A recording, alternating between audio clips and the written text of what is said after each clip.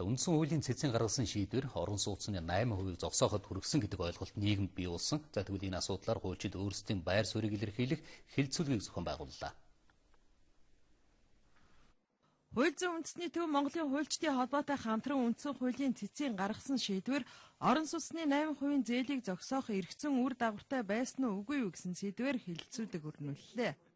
Өмчлөгч илүү эрх мэдэлтэй байх ёстой. Тэгэхээр ипотекийн зөвлөл дээр бол яг үндсэн хуулинд байгаа бидний өмчлөгч бидний эрх ашиг нь бол илүү байх ёстой юм.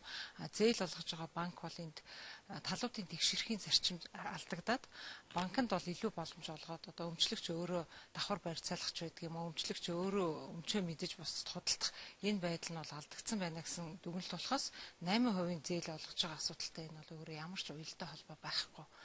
Үндсэн хуулийн цэцэн шийдвэр гаргагч арилжааны банкуд 8% зээлээ зогсоосон. За тэгвэл ийм шийдвэр гаргах ямар ч үндэслэл байхгүй гэдгийг зарим хуульчид хэлж байна. Өөрөө тухайн урьдчилгаагаа төлсөн, сар болгон төлж исэн 20 жилийн хугацаанд төлөх ёстой байсан байраа магадгүй 10 жил төлсөн 50%-ийг нь төлбөрийн төлсөн иргэн байж болно шүү. Тэр хүн яагаад бусдад шилжиж болохгүй гэж? Яагаад заавал банкны зөвшөөрлөх ёстой? Банк тэр барьцаанд байгаа байраа алдахгүй шүү. Банкнд ямар ч эрсдэл байхгүй. Нийгэмд хүлээлт үүсгэж байгаа энэ асуудал манад мөрдөгдөж байгаа хууль эрх зүйн орчин ямар байгааг харуулж байна. Үндсэн хуулийн цэцэн шийдвэрээр хүчингүй болсон иргэний хууль болон үйл хөдлөх хөрөнгийн барьцааны тухай хуулийн зарим залтыг сэргээх хуулийн төслийг улсын их хурлын гишүүд боловсруулж удахгүй өргөн барихаар зөхиж байна. Хууль эрх зүйн орчин бүрдвэл 8% хүүтэй зээл 5% шилжих боломжтой гэсэн хувилбарч хүчтэй яригдж байна.